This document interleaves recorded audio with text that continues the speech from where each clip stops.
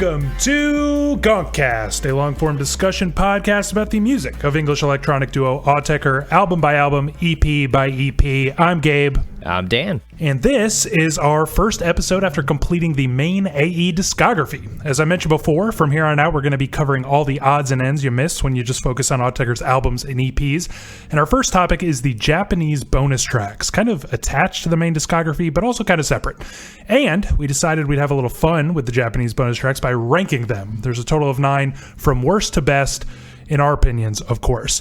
On that note, we'll do another listener email episode next week, so if you take issue with our lists or have thoughts on anything Autechre at all, really, let us know. GONKCASTpod@gmail.com. For our next proper episode, 2 weeks from now, we'll be rewinding the clock all the way back to the beginning with the Warp Tapes 89 to 93. So tell us what you think about that release as well. Again, GONKCASTpod@gmail.com. Don't forget that we'll be covering other odds and ends like the Artificial Intelligence compilations, Autechre's remix work, Guestcom, their collaborations with the Hafler Trio, and a lot more.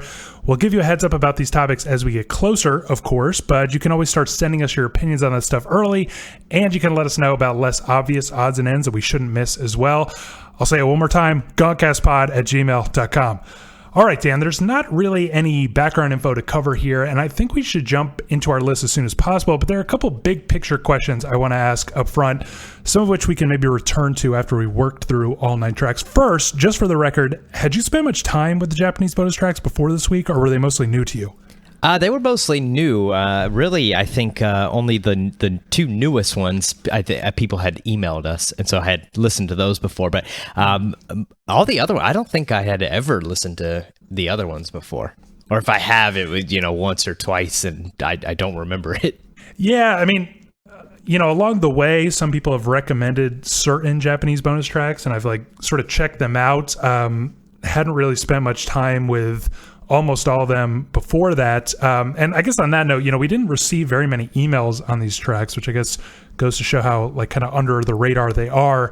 But I will try to kind of credit some of these people that first started bringing them to our attention, some of the bigger highlights among the Japanese bonus tracks. But yeah, not really. I mean, most of the stuff was totally fresh to me. Now, the second question I want to ask you is, and maybe everybody already knows this, but why are Japanese bonus tracks a thing? Why do so many releases, even beyond Autechre, seem to have Japanese bonus tracks? And, what do they usually consist of? Just cutting room floor material? I don't know how well versed you are on this, but it just occurred to me that maybe some of our listeners have no idea what this phenomenon even is.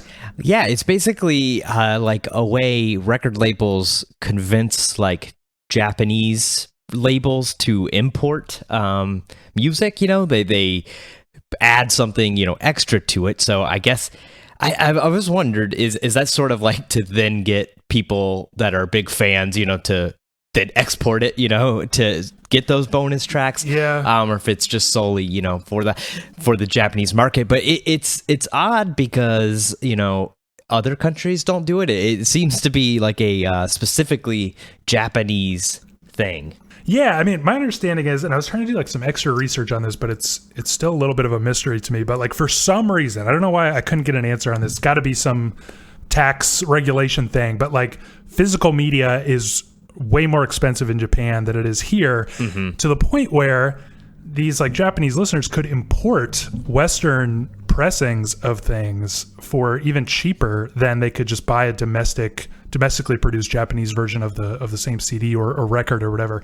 So it's pretty common, again, well beyond Autechre, to attach some little bonus, incentive for the Japanese market to purchase a domestic product rather than import it.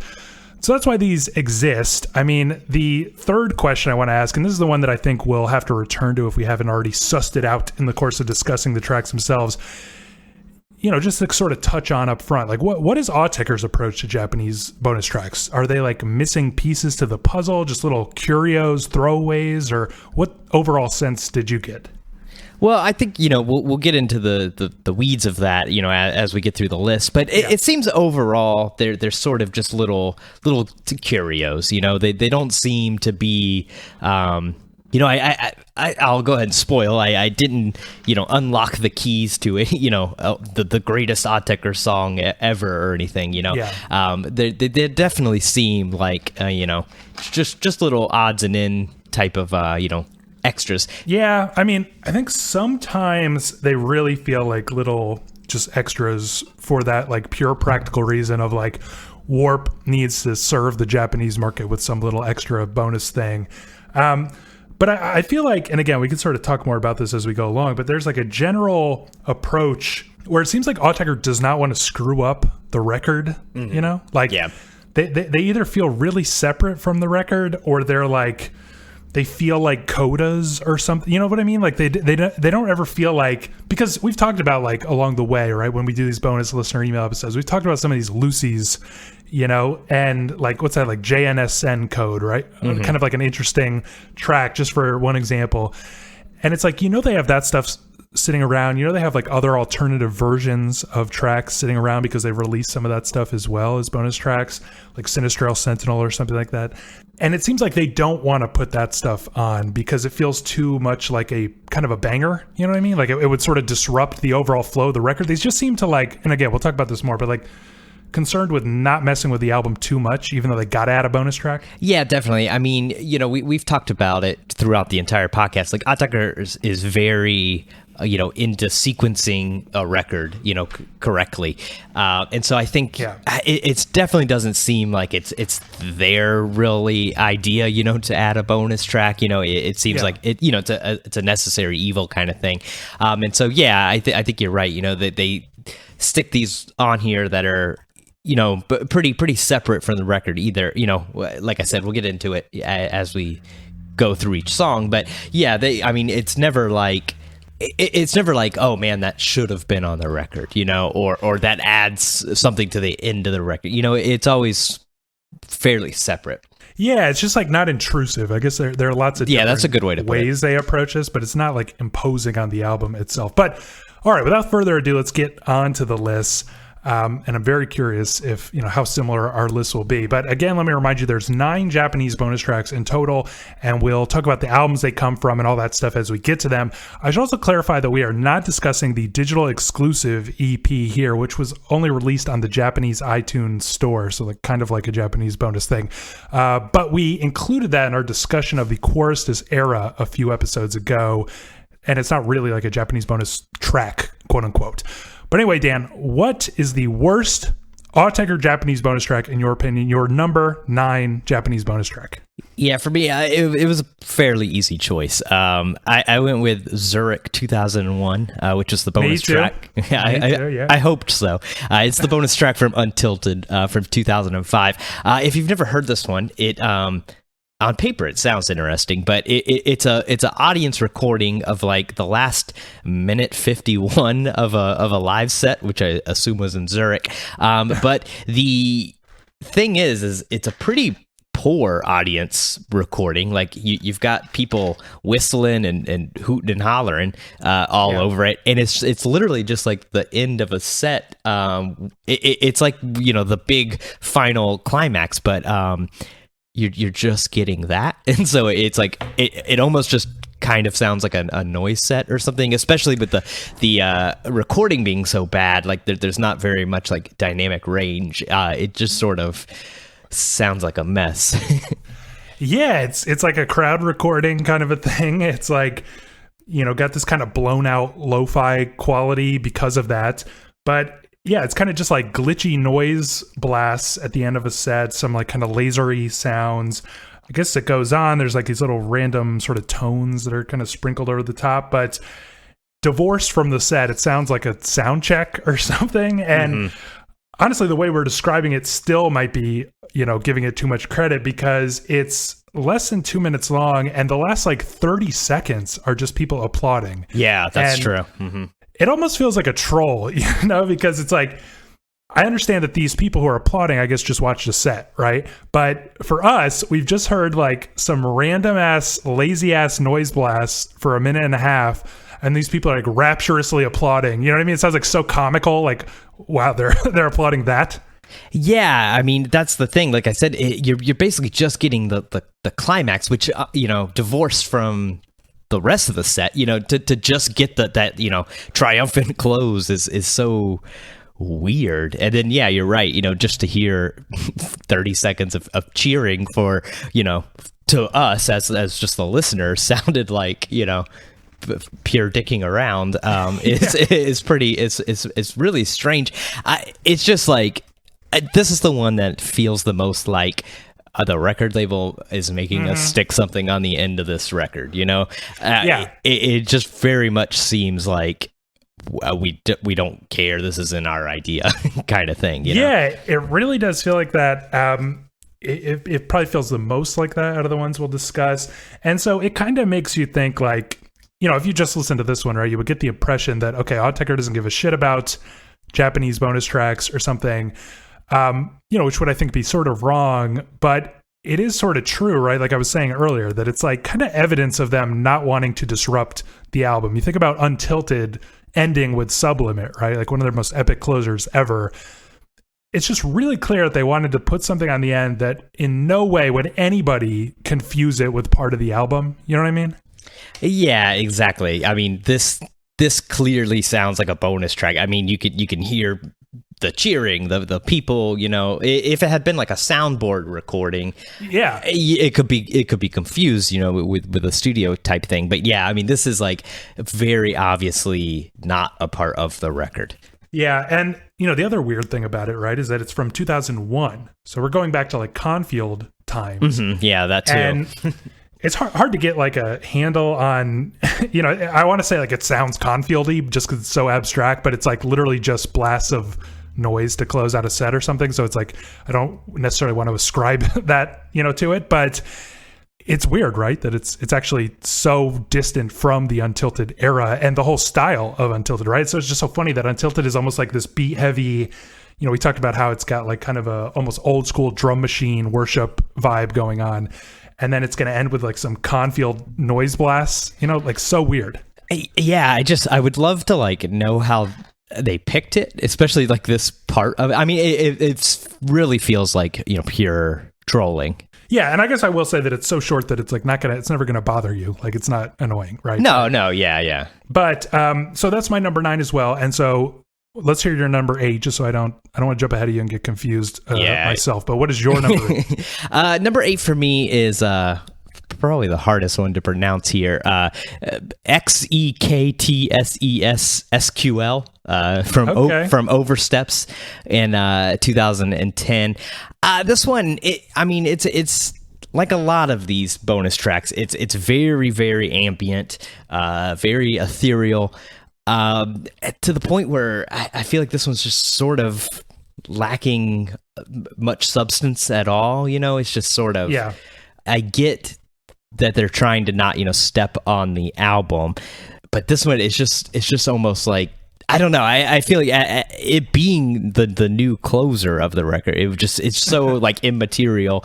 I don't know. It would be a disappointment to like listen to the Japanese CD, I think. But it would kind of like work in that way. I felt like this is an example of like a different kind of approach that they sometimes, maybe even more often, take with these Japanese bonus tracks. Is like you theoretically could tack it onto the album because it is so unobtrusive. Like, it's really just kind of like, I put this a little higher than you, and I'll save my number for when we get there. And it's not that I like necessarily love it or anything, but it's kind of like this very long fade in, and there's a fade out as well. So it's almost like just a minute of stuff. But it's kind of like these weird synthy like chunks, it almost sounds like an Oversteps track really far away and really like fractured and disintegrated or something, where you're just like, you can kind of hear like there's some melodic line or pattern there, but it's just like these little chunks. It looks like you're looking at like a cubist painting or something. That's kind of what it sounds like. But it's so distant, it's so quiet, there's so much empty space. It just almost sounds, it's like verging on nothing. Mm-hmm. And you think about like UOP, which is the last track on Oversteps, kind of like epic, kind of an epic closer, one of their more epic ones, I think.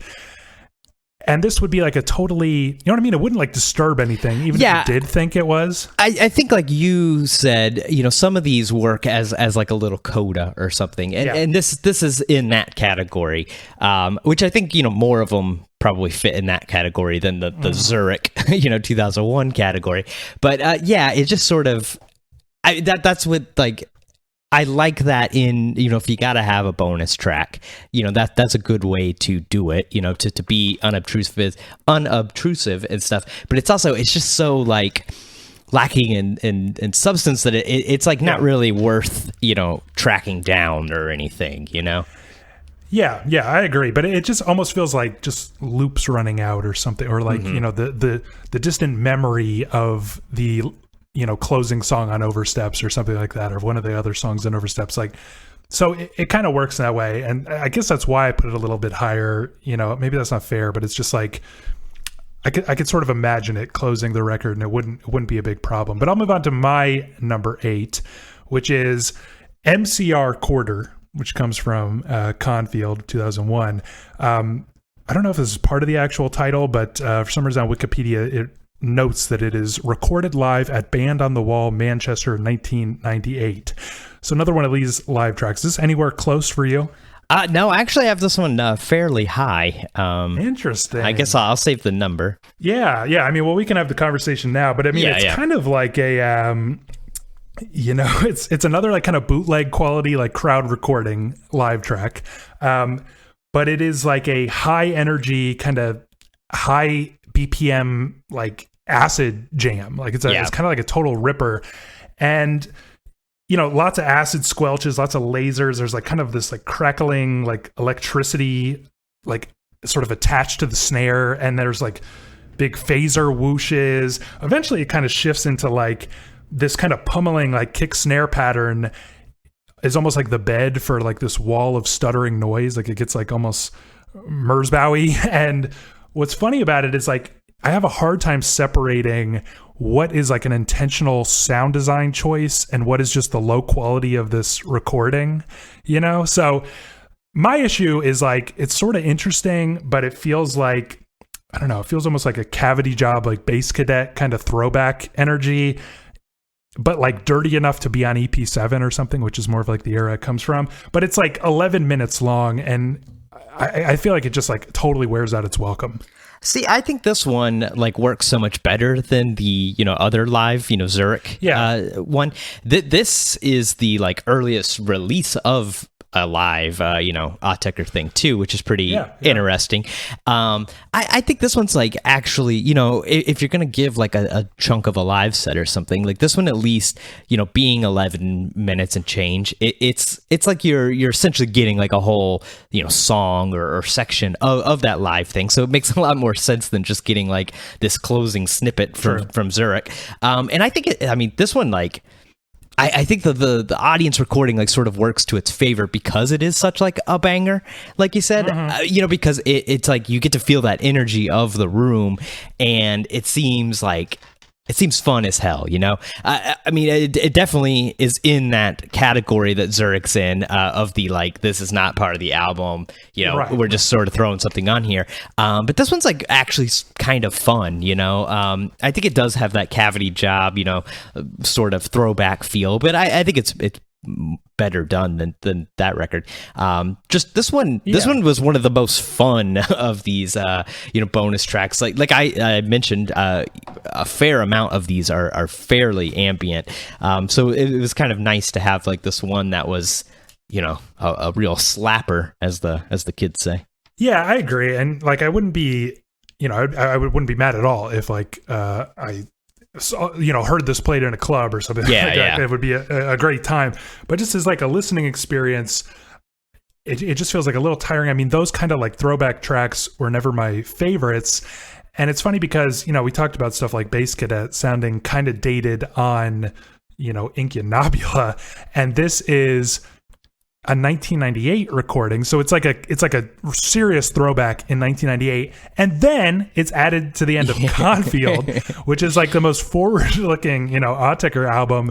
So it's like obviously like they're really clearly drawing that distinction. Like this is not part of Confield, which I appreciate, but it feels so, I don't know, kind of tired to me. It feels like this could be almost any like artist, if it was like I downloaded on Kazaa or something and it was like credited to Aphex Twin or something, I would believe it, you know? Yeah, I get that. I think, like you said, you know, them really saying that this is like divorced from Confield, I kind of like that. I mean, I've talked about it a lot. I hate like the idea of bonus tracks, you know, especially with an artist like Autechre who puts, you know, so much effort into sequencing and the way the record set up and everything.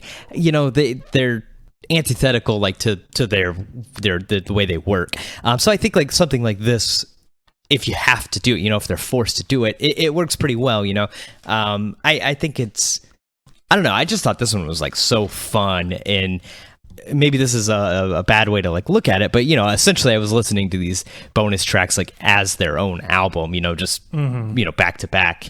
And this one was always sort of a you know, a respite after so much you know, weird ambient ones. Yeah, I agree with that. I mean, I felt like I sort of felt that, but then other times I felt like it was like totally disruptive in the course of this little playlist I had made. But I'm sure a lot of fans agree with you. Now we're on to your number 7. So what is that? Yeah, my number 7 is P1 or PL. I can't read my own handwriting. P1, P2 plus from 2020.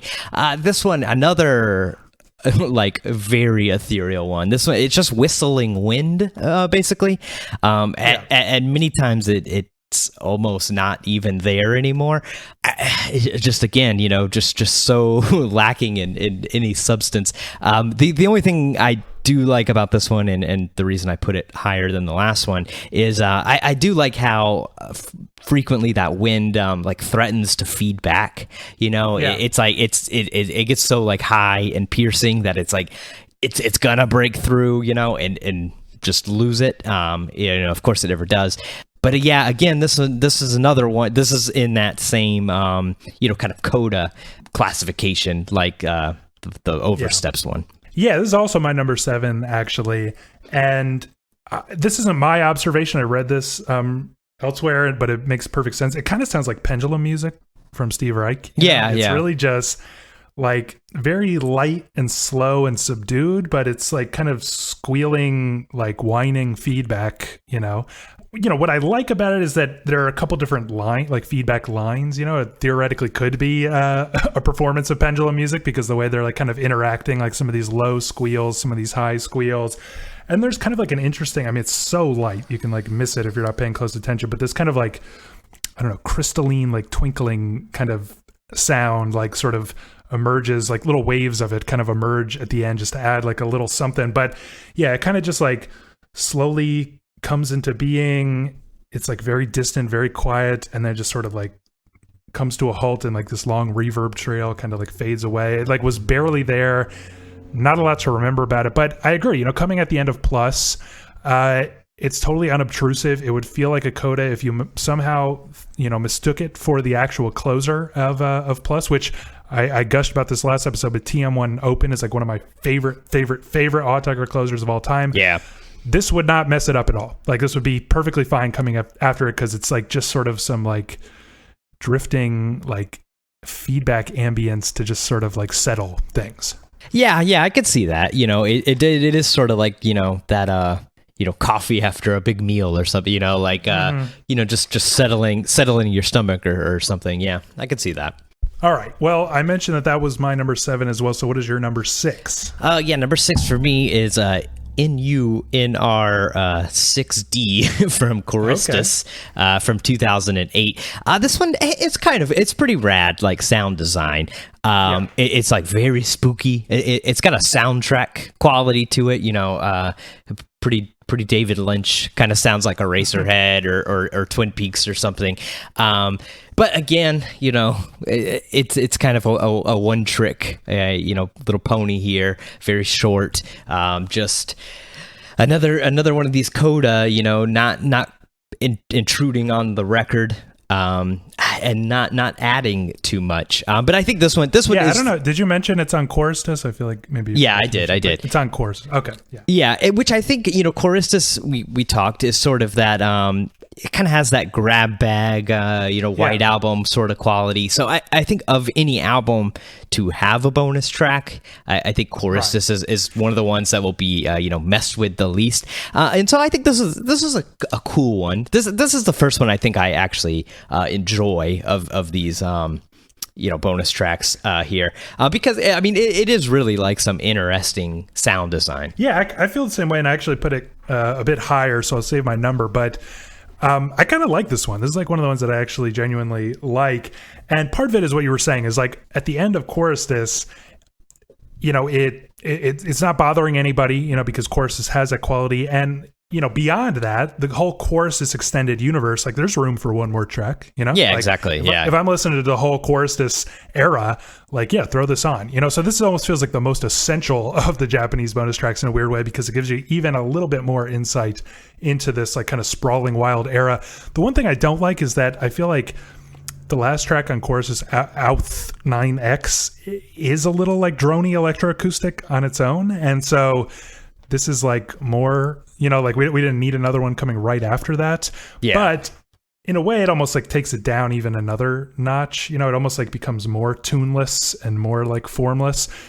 But that being said, I do feel like, unlike P1, P2, for example, and the Oversteps bonus track as well, this feels like sort of a developed composition. It feels like sort of contained. Like, this is a definitely. Piece, and I totally get it. And yeah, I wrote down like the Twin Peaks comparisons. Like I wrote down Ominous Whoosh is kind of that's what I was thinking. But I do kind of like that. How it just feels like maybe it's more tuneless, devoid of music than anything else on Choruses. But you get a little bit of this stuff on Choruses, and you could totally hear the sound palette of that like kind of drenched in reverb, like kind of gurgling and this like cosmic droning, whooshing stuff. There's a little bit of like glitchy scraping and tinkling and stuff in there as well. I just sort of like appreciate, I feel like on the first listen I did kind of want to shout out listener Mike, who like back when we were talking about Chorus, just like wrote in to kind of urge us to talk about this track. But it just feels like when I first listened to it, I was like, it's kind of like a, the lesser version of Auth 9X. But the more I listened to it on its own, especially divorced from the album, I was like, it's kind of like an interesting, like well-developed electroacoustic piece. Yeah, I mean, it's something, if it was in the middle of Chorustis or on Quad Range or something, like, I'd like it. I maybe wouldn't highlight it as a favorite or anything, but I would definitely enjoy it. And I mean, like I said too, with the way the whole Chorustis expanded universe is, anyways, it's the one album that can very easily have a bonus track, and right. I think this is the one that so far works the best. Yeah, I agree. So that was your number 6. My number 6 we already talked about, which is Zexy's Squall from Oversteps, however the hell you say that, which we talked about enough. So what is your number 5? Yeah, my number 5, Clincher, I guess it would be called, from Move of 10 from 2010. This is the first, besides the live ones, kind of a banger. It's got this like real like sputtering beat that I really enjoy. And in fact, I had like this one and the last one, the Choristus track, I kept kind of switching them back and forth in my list, but I really love this beat on Clincher here. It sounds like a steam powered engine or something, like an old like a thing that would shuck corn or something, like an old farm equipment, like one of those engines that could just barely kind of run. But then it's got this like really interesting like bubbly kind of synth in the background. I mean this track, a negative of it is it's again sort of repetitive like a lot of these are, but this one, it's fun. I like this track. This is the kind of track that I wish they had like a Lucy's sort of compilation, because I think this is one that is worth seeking out if you haven't heard. I don't know that it needs to be on Move of 10 or anything, but it's definitely like one of these ones that's like worth hearing. Yeah, I put it quite a bit higher actually, and I'll save the number again, but yeah, I just like really dig it. I mean, I think the beat is like awesome. It's I totally agree with you. This kind of like rickety, like I sort of wrote down like the snare and the hi-hat in particular sound sort of cheap, like some cheap, shitty drum machine. And like the kind of lopsided quality of it just sounds like these drum machines are barely working anymore, And so I really appreciate that. I mean, granted, it just kind of loops. Like, it just starts and it loops for like the 5 minutes or whatever. But there's a lot of texture and movement on the top. There's like this gurgling, this nice kind of like chugging, like borderline krautrocky bass note to it. Yeah. That gives it a nice groovy quality. And there's kind of like some glassy synth tones and stuff. And all that kind of texture is just kind of like oozing and moving around in a way that honestly transfixes me for the duration of the track. And honestly, the more I thought about it, it's like Move of 10, I'm not so worried about like disrupting Move of 10. Like yeah, Move of exactly. 10 just felt like this little collection of like fun to be had, like for the people who weren't that into oversteps. Like here's some grooves, like some real bops to like get you through it if you're not a big oversteps fan. And it's fun for that like kind of loose, compilation-esque quality. And so it's like, I feel like you could tack this onto the end. I mean, there's something a little bit epic about the closer on Move of 10, but you could easily tack this on. It would only add to the fun. And honestly, if it was on Move of 10, it would be like in my top half of favorite tracks on that record. Yeah, it probably would be for me too. I haven't listened to it since that last podcast, but I think off the top of my head, it definitely would. And yeah, you're right. I mean, with an EP, which it's strange. This is the only like EP that has one of these bonus tracks. But yeah, I mean, you're right. I'm not concerned about messing up the flow of those EPs, especially Move of 10 is one of those for sure, because you're right. It's just sort of like for the stuff that didn't fit on oversteps, that had this different quality to it. So yeah, this one definitely is worth tracking down. Yeah, I mean, do you feel like it's like the fact that it's actually a fully developed kind of track with a beat and everything, which is like really the exception when it comes to these Japanese bonus tracks, does it like kind of, I don't know, work for you as like evidence of their attitude toward Move of 10? That like, yes, they wanted this to be just like a fun grab bag kind of a thing? Yeah, I think so, because you're right. Otherwise, they wouldn't be willing to like put a full, what I mean, like a full fun track. This one, like really, like we've been talking about, there's sort of these two categories, like the live throwaway thing, and then these kind of ambient codas. This is the one that doesn't really fit in either of those, and I think it is because it's from the EP, and they're probably not as concerned with messing up the flow of it, the sequencing, and because it in itself is sort of this grab bag quality. So in Japan they just grabbed one extra finished track, and so yeah, I think that's why I like this one more too, because it does have that quality. It's fully developed. I mean, even though it is just a loop, but plenty of Autechre songs are just a loop, and it definitely like works. Yeah, so that was your number 5, and my number 5 is GONKCAST from Sign from 2020, of course. I know that people kind of love this one. This is another one that feels sort of like fully developed. I don't know, it's quite striking because it's got this kind of like, fiddle sounding, like kind of arpeggiating pattern running over it. I mean, it really sounds like a violin or something. And then you get these really lush, like very dramatic, Blade Runner style chords underneath. And I don't know, what's so interesting to me is it's got like this kind of, there's something like generative about the fiddle pattern, but there's like so much human drama to the chords underneath. Like it really nails that same thing that I like so much about Sign, which is like that kind of meeting place of the generative and the human, and there's no percussion, there's no like abrupt changes or anything. It's almost got like a credits are rolling kind of quality. And then it has sort of like a long fade out, but I find it immediately like arresting. It's kind of like one of the most striking and distinctive of the Japanese bonus tracks. And yet it almost feels like, I don't know how to put this, but it's just like, I almost feel like you just can't follow GONKCAST off of Sign with anything. It's just sort of interesting. They went for like another sort of dramatic, like melodic piece to close Sign. I know that it's like not fair to put that on it because it is just a bonus track, but you get what I mean? This is actually almost the most intrusive of the bonus tracks. Yeah, I put this much higher. I really tried not to judge them like in my list of like because I agree, I think this one is sort of intrusive.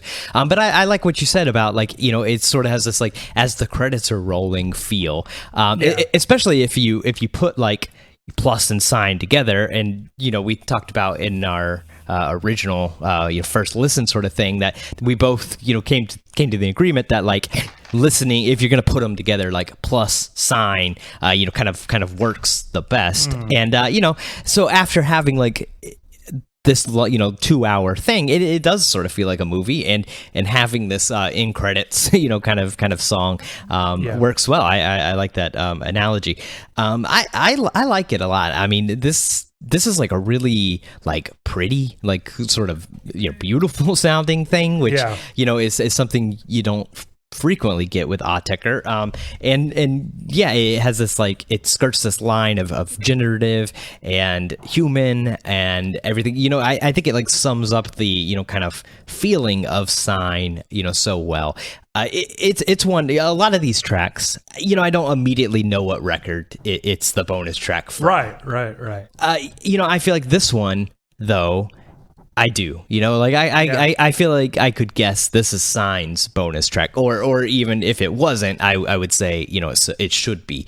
And this is one that, I think a lot of fans like, we got some emails about it. Like I said, I had heard this one because people kept sending it to us and stuff. Right. And even, I looked on Rate Your Music, how you can go through the different releases. And I went to all the, records and with the Japanese bonus tracks, and surprisingly, like most of them, nobody even has commented or anything. But this is the one that has by far the most comments, and really seems like loved, and not just in a obsessive fan kind of way. This one seems to have like genuine love towards it. Yeah, and I totally get that, because it is like it's very striking. I feel like it's the first one on my list that's like really striking and like worth seeking out. I feel like from here on out, for me, these are like worth seeking out for the hardcore fan kind of thing. But I agree. But this one, it's just really striking. But it's just sort of like I know it's not fair, but I just kept like judging these tracks on like, would I like it as part of that? Like, does it add something to the album for me, or like show me more about what they were doing in that era? And I just feel like Sign didn't need this. And a lot of times I sort of appreciated how they were like trying not to step on the album, but this one sort of does step on it, even though it's a great track. I feel like maybe some people take umbrage with that sort of criteria, but anyway, we are on. I was just saying, I didn't look at mine that way, but I don't think it's necessarily like the wrong way to look at it. I kind of took it as they're kind of being forced to do these, and so I really kind of tried to divorce them from the record. But my number 4 is 18 Kiosk from XI from 2013. This is another one in that ambient ethereal category. But I think this one works best. It's long enough to like really kind of stretch its legs out. I think like the problem with some of these ambient tracks here is that they're 3 minutes, 2 minutes, 4 minutes, and it's just not, I've talked about it, with quad range and stuff. I think like when you're going to do something like incredibly repetitive and very, like drony, length works in your favor. It just like you got to build up that like monolithic thing. And this one, I mean, it's only right under 9 minutes, which isn't the hugest track in the world or anything, but I think this one it stretches its legs out a little bit. It is just another kind of loop, but again, I think like with these loops and stuff, like I can't remember which one we talked about, but some of them, like when it keeps going, it's like you get in that state where it's like you can't tell if you're thinking something is changing or if it's legitimately changing and stuff. And just so many of these, like don't have enough time to get there. But this one kind of does. It's one of those kind of things that could like go on forever. It's just 9 minutes because that's when they pulled the plug on it. Which I like that. I think Autechre like does that so well. And I really like the sort of bell sounds that are here. It's like they almost sound real. They almost sound synthesized. It's a another tip of the hat to their sound design abilities. Yeah. I put this one higher, and I gotta say, I feel like it's like a genuinely special Autechre track. I love the sound of that because it sort of starts with this kind of metallic electroacoustic droning for a moment, and a lot of these bonus tracks are firmly in what I would call electroacoustic territory, and then that kind of droning sort of swells into like a metallic kind of ringing, which then like kind of gradually shifts into, I wrote down like plates and silverware and stuff like shaking and rattling. It's got this kind of like clanging sound that sort of becomes like a pattern, an actual like rhythmic pattern, but it's got like sort of a melody to it as well. And then, I mean, what's most surprising is underneath you got this kind of plucky bass, and even some like kind of chords kind of come in eventually that is just playing like a very major key, like back and forth two chords thing, like I don't know what it is actually, but like a C to G kind of a like really basic thing, and it's got like this kind of cute, comfy, like peacefulness to it. I mean, it really feels like a weird kind of peaceful coda after like all of the drama of the last track on XI, which is, YJYUX. I feel like it would work perfectly on XI, honestly. And, and XI also has like a bit of a grab bag quality, even though we talked about how like perfectly sequenced it is. I mean, it's unobtrusive. I think it's fascinating. It's like very comfy. It feels like sort of minimalist, but like not underdeveloped. Like it feels like this is kind of exactly what this thing needed to be, Yeah, definitely. Yeah. Not underdeveloped is a good way to put it. Yeah, and again, this sort of like the Choristus track like works with the record because it's got kind of that same, XI took like that kind of grab bag thing and then made these EPs that form a larger LP. But I think like if you stuck this on Elevant, which is kind of the next EP in that set, or next disc in that set or whatever, it would definitely work. I mean, it would work if you forgot about vinyl sequencing and you stuck it somewhere on XI. I definitely think it would fit in, and it would not take away from the record or anything. Yeah, and it's kind of similar to XI in the sense of like that, and kind of similar honestly to what we were talking about with the what is it, Clincher from Move of 10, the Japanese bonus track. How it's just sort of like it's like a set foundation with this kind of back and forth like chords with those bass plucks. But then you mentioned like not being sure if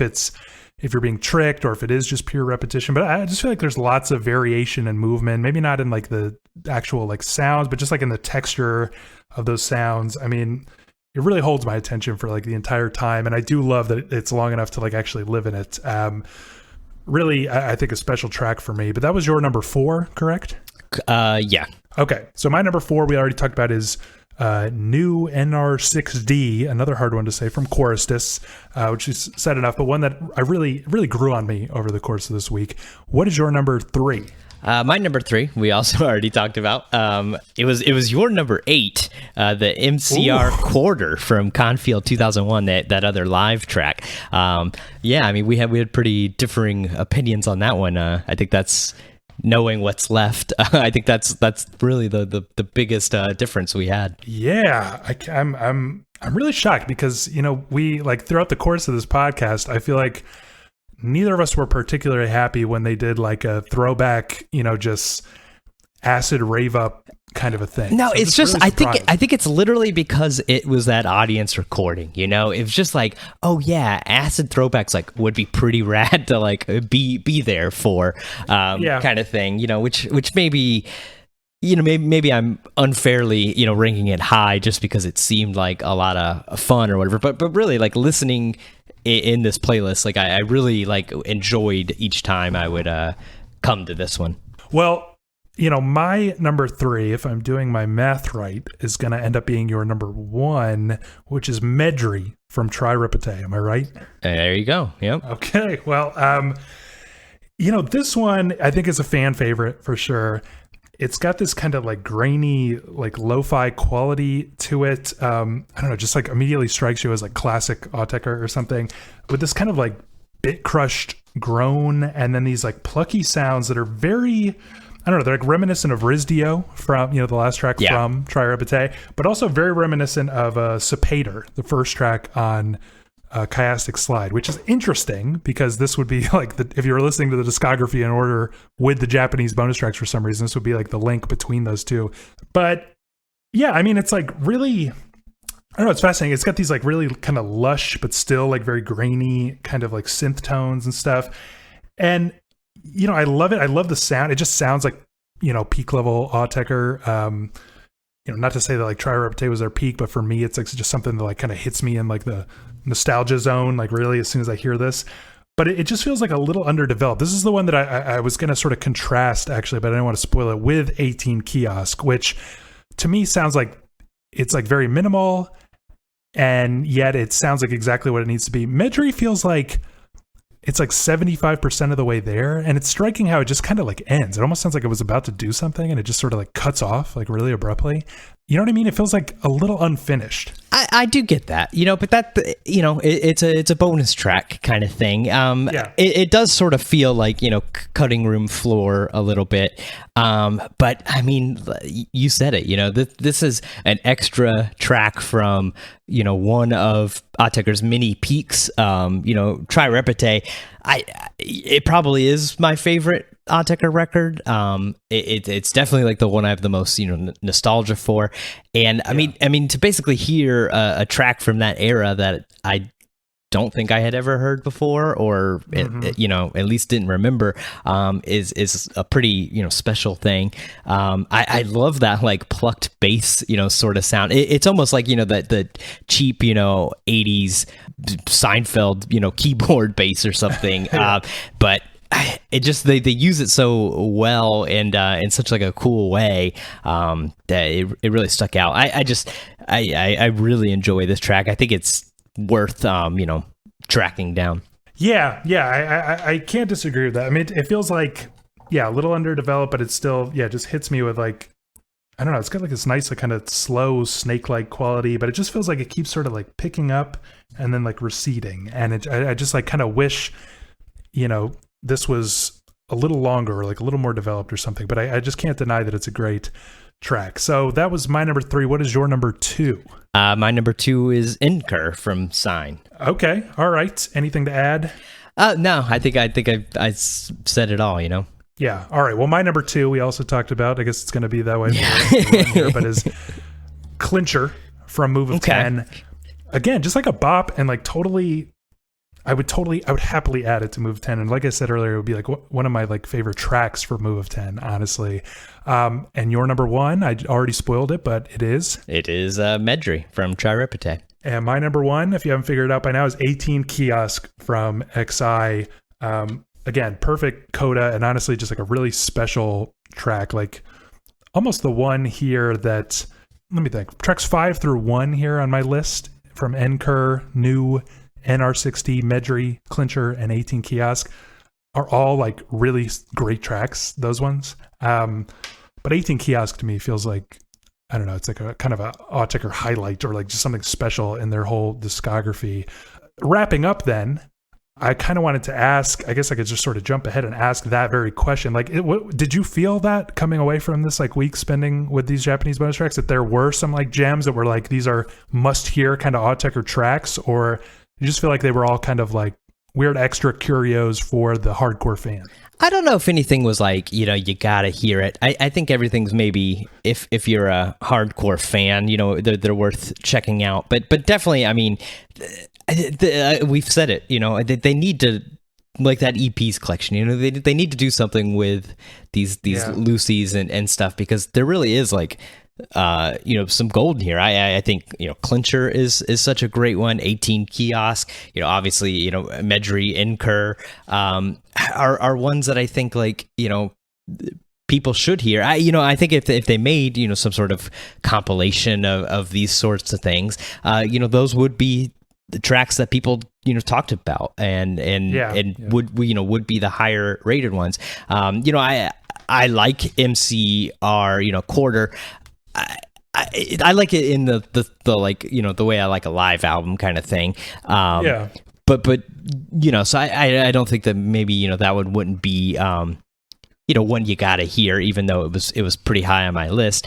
But yeah, I mean, definitely from basically 6 on, for me, were gotta hear. I mean, really, there was only 3 of them that I actively disliked, and 2 that I just sort of thought were, non-material. Yeah, and I did want to shout out before I forget, listener Eric, who's on the same page as me. He wrote in back when we were talking about XI to, say that we should listen to 18 Kiosk and that it's one of his favorites from the entire era. And, I kind of agree with him. Again, we didn't get very many emails for these very undersung tracks, but I agree with you. There are a couple here that really deserve more attention than they're getting. On the other hand, there are a couple that are very insubstantial, like really feels like some sort of obligation, and they were like, what could we put on here that would step on the album least? So having walked through it, I guess I'll re-ask the question. Do you have any new insights on like how Autechre kind of thinks about Japanese bonus tracks in general? It's basically what I guessed it would be. They felt like, if I had to guess before I heard these, they seem like, since they take such care in sequencing and all that, they would be what we got, just sort of making sure you don't step on the record, either with it being, so different, or, just a palate cleansing, coda kind of thing. So it's not really surprising. Yeah, I think it, confirmed my suspicions. See, I was like honestly surprised by that, Really? because I would have thought that these would be like obligatory things, but that they would, sort of ignite that thing that you were talking about for yourself earlier, which is like, I hate bonus tracks because they ruin things, And I was kind of surprised at the amount of care they seem to take to not ruin things. Like, there is pretty much nothing here. I talked about like a little bit about my complaints with the Sign bonus track, about how it does step on the album a little bit more than I'm comfortable with, even though it's a really cool track. With the exception of that, like nothing here would be a problem if tacked on to the end at all. I just sort of thought it would be like, some sort of loosey, that they like kind of warp force them to add it. And they were like, well, we didn't use this track, so let's add it. And it would piss me off that it's coming at the end. And it would really, I'd be worried for our Japanese brothers and sisters who are maybe thinking, that this belonged on the album. Yeah. But you could never make that mistake. And even if you did with most of these, it wouldn't affect anything. I was actually surprised by that care. I think I assumed that care, was there. I mean, because we even talked about it with I think it was XI, how they wanted to do this just, grab bag thing, but they could not do it. They had to sequence it and had to, make it as if it worked as these separate EPs and stuff. And so like I assume that would translate to these bonus tracks, that they wouldn't be able to just say fuck it, put whatever on there. I think I assumed that they would put great care. I mean, honestly, the only one that surprised me is Zurich. That was the most like, well, I'm being forced to do this. Kind of thing. But even in doing that, I don't think, if somebody Japanese goes to the store, picks up Untilted, doesn't know anything, has Zurich on there. I think they can figure, oh, this is a Japanese bonus track, or maybe they just call them regular bonus tracks. But but I think besides that one, that's the only sort of like, I'm being forced to do this kind of thing. Yeah, but this like leads me to my other question I wanted to ask is like, and maybe we can't possibly figure it out because we don't know what conversations Warp is having with Autechre, but it's like there are a bunch of albums and EPs that don't have any Japanese bonus track. And it's like, what is the deal with that? Why do some of them have it? Is it like Warp always asked them to do it, and these are the only cases where they were like, okay, we figured out a way to not fuck up our album that we worked so hard on. Here you go, Warp. And the other ones, they were like, you know what? Honestly, with Chiastic Slide or something, we simply couldn't do it. I don't know, because I think if they had the option of saying we simply couldn't do it, why would they ever do it? Especially with Zurich 2001, and it's not like, okay, that was their first record, they didn't have any pool. I mean, it's 2005 by that point, they've got plenty of pool.